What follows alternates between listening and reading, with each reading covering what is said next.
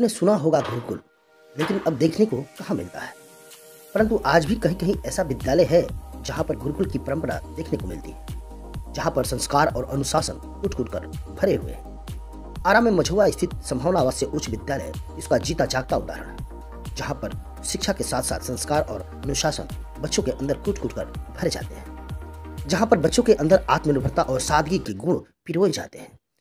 स्वच्छ वातावरण, सुंदर माहौल, अनुशासन, संस्कार और सादगी का प्रतीक संभावना आवासीय उच्च विद्यालय कुशल शिक्षकों के नेतृत्व में शिक्षा के साथ साथ extra curriculum, sports, music, arts, yoga, PT etc बच्चों को सिखाए जाते हैं, जहां पर हर वर्ग के अभिभावक अपने बच्चों को आसानी से पढ़ा सकते हैं।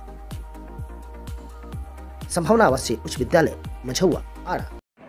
वीर कुंवर सिंह विश्वविद्यालय में अखिल भारतीय विद्यार्थी परिषद के द्वारा एक प्रेस वार्ता का आयोजन किया गया। बिहार में शिक्षा व्यवस्था तथा नई शिक्षक नियमावली को लेकर प्रेस वार्ता किया गया, जिसमें पत्रकारों को संबोधित अखिल भारतीय विद्यार्थी परिषद के विश्वविद्यालय संयोजक चंदन तिवारी, प्रदेश कार्य समिति सदस्य छोटू सिंह, नगर सह मंत्री आदित्य कुमार सिंह और नगर कोषाध्यक्ष उमंग कुमार मौजूद रहे, जहां उन्होंने बिहार के वर्तमान परिदृश्य पर भी प्रेस वार्ता के दौरान प्रकाश डाला। आइए सुनते हैं अखिल भारतीय विद्यार्थी परिषद के नेताओं ने प्रेस वार्ता के दौरान क्या कुछ कहा।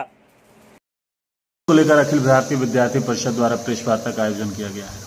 आज अखिल भारतीय विद्यार्थी परिषद द्वारा पूरे बिहार के हर जिला में बिहार की गिरती शिक्षा व्यवस्था को लेकर बिहार विद्यार्थी परिषद द्वारा ये शिक्षा व्यवस्था को लेकर आज प्रेस कॉन्फ्रेंस रखा गया है। नई शिक्षक भर्ती नियमावली जो है उसको लेकर भी लगातार शिक्षकों का विरोध प्रदर्शन जारी है। ऐसे में अखिल भारतीय विद्यार्थी परिषद इस प्रदर्शन को कैसे देखता है? अखिल भारतीय विद्यार्थी परिषद जो छात्रों के साथ जो स्टेट टेट की परीक्षा पास किए हैं विद्यार्थी, उनके साथ जो वर्तमान की सरकार जिस तरह से अन्याय करने का काम किया है, अगर आपको करना ही था तो आपको परीक्षा नहीं लेना चाहिए था। आप कुछ विद्यार्थियों को योगदान प्रमाण पत्र दे दीजिए, योगदान प्रमाण पत्र, और अब आप ये नियम लाते हैं कि बीपीएससी के द्वारा एग्जाम लिया जाएगा। कहीं ना कहीं आम छात्रों के साथ उनके भविष्य के साथ खिलवाड़ करने का काम किया है। लेकिन सरकार का मानना है कि अगर बीपीएससी के थ्रू एग्जाम होता है तो शिक्षा व्यवस्था में सुधार आएगा। हम मानना सही है, शिक्षकों के जो कि गुणवत्ता शिक्षक आएंगे तो बिहार का शिक्षा व्यवस्था सुधरेगा। लेकिन आप जब इन्हीं विद्यार्थियों को स्टेट क्वालिफाई करा के जब आप कुछ लोगों को योगदान दे देते हैं, और ये दोहरी नीति कहाँ तक सही है?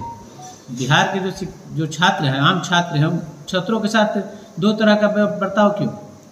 आपने कहा कि बिहार की गिरती शिक्षा व्यवस्था, आखिर किस तरीके से बिहार की शिक्षा व्यवस्था बिहार में गिरा हुआ है? क्या लगता है कि बिहार की शिक्षा व्यवस्था पहले जैसा नहीं है? बिहार में जिस तरह से पहले, जब बिहार में आप नाम सुने होंगे नालंदा विश्वविद्यालय, तक्षशिला विश्वविद्यालय का नाम, जहाँ बिहार के अलावा देश के अनेक राज्य से पढ़ने के लिए छात्र आते थे, यहाँ तक कि विदेशों से भी छात्र आके यहाँ शिक्षा दीक्षा लेते थे। लेकिन आज स्थिति ये है कि बिहार के आप किसी भी महाविद्यालय में चले जाइए, बिहार में लगभग 280 महाविद्यालय है, जहाँ तक 80% महाविद्यालय में परमानेंट प्रधानाचार्य तक नहीं है। आप बिहार के +2 स्कूल में चले जाइए, वहाँ भी +2 स्कूल में प्रिंसिपल की व्यवस्था नहीं है। वहाँ भी +2 स्कूल में प्रभारी प्राचार्य के बदौलत ही स्कूल संचालन हो रहा है। इतना तक ये भी स्थिति बना हुआ है कि कई विषय में शिक्षक का व्यवस्था नहीं है।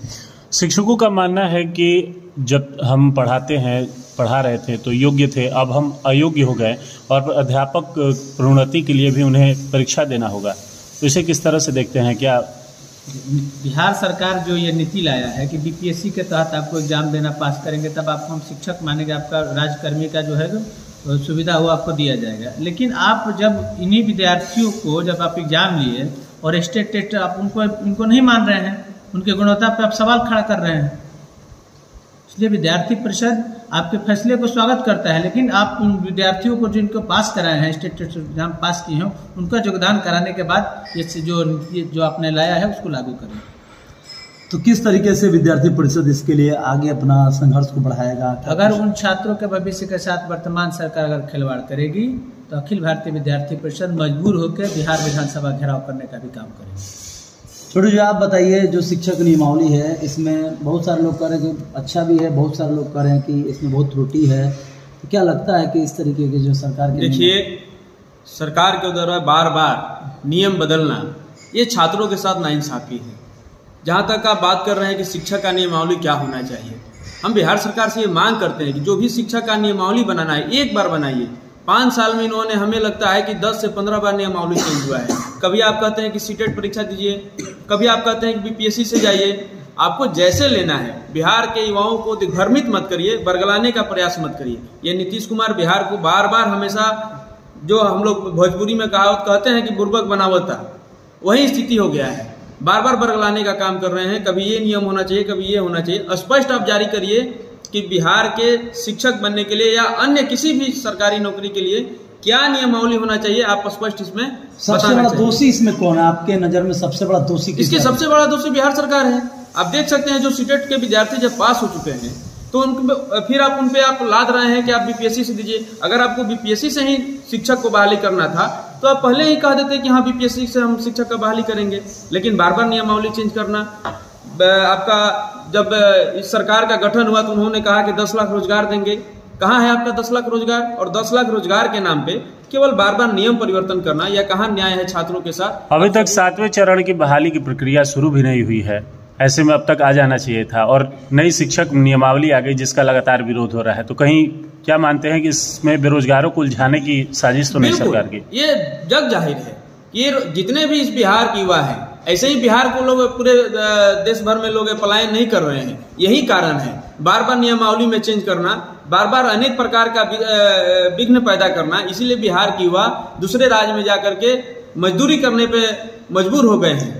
नहीं तो बिहार का जो स्थिति है, आप सोच सकते हैं कि पूरे बिहार में लगभग 268 सरकारी कॉलेज है और 180 कॉलेज ऐसे हैं जिसमें एक भी प्राचार्य नहीं नियुक्त हुआ है। ये स्थिति है बिहार का शिक्षा का। आप इससे अंदाजा लगा सकते हैं कि क्या स्थिति हो सकता है। हर सब्जेक्ट में शिक्षक नहीं है। हम आप कॉलेज कैंपस में जाते हैं तो उस कॉलेज कैंपस में आप देखेंगे कि बहुत सारे ऐसे सब्जेक्ट हैं जिनमें एक भी शिक्षक नहीं है। गेस्ट फैकल्टी के नाम पे खानापूर्ति की जा रही है, और गेस्ट टीचर केवल किसी विभाग में गेस्ट टीचर के बदौलत ही विभाग टिका हुआ है, नहीं तो विभाग बंद होने का गार पे है। यानी विद्यार्थी परिषद शिक्षकों के साथ है। हम लोग हमेशा बिहार के जितने भी युवा हैं, बिहार की जनता है, उसके साथ विद्यार्थी परिषद सामाजिक न्याय के लिए हम लोग लड़ते रहेंगे। अगर बिहार सरकार स्पष्ट निर्णय नहीं लेती है तो हम लोग आने वाले समय में 15 से 20 के बीच में हम लोग पटना में एक धरना देंगे। विद्यार्थी परिषद सरकार के खिलाफ धरना देगी। उसके बाद जो भी निर्णय होगा, उस धरने के बाद अगर सरकार नियमावली अपना स्पष्ट जाहिर नहीं करती है, आने वाले समय में विद्यार्थी परिषद चरणबद्ध आंदोलन करने के लिए भी तैयार है। रही बात बिहार का जो भी दृश्य है, बिहार के बेरोजगारी का जो समस्या है, मजदूरों का पलायन का जो विषय है, बिहार में इतने बड़े फैक्ट्रियां थी, सारे फैक्ट्रियां नीतीश कुमार जी के आने के बाद बंद हो गई है। मैं पूछना चाहता हूं, इस बिहार को जिन लोगों ने 30 साल 35 साल से राज कर रहा है और आज भी बिहार पिछड़ा है, और आज भी उन लोगों के द्वारा वोट इसी आधार पर मांगा जाता है कि बिहार को विशेष राज्य की दर्जा मिलनी चाहिए, बिहार गरीब राज्य है। मैं पूछना चाहता हूं कि बिहार में जब बिहार का हम लोग इतिहास पढ़ते हैं तो नालंदा और तक्षशिला जैसे विश्वविद्यालय, बिहार के बहुत सारे शुगर मिल हैं, बहुत सारे ऐसे मिल जो हैं जो बंद पड़े हुए हैं, और बिहार का यही दुर्भाग्य है।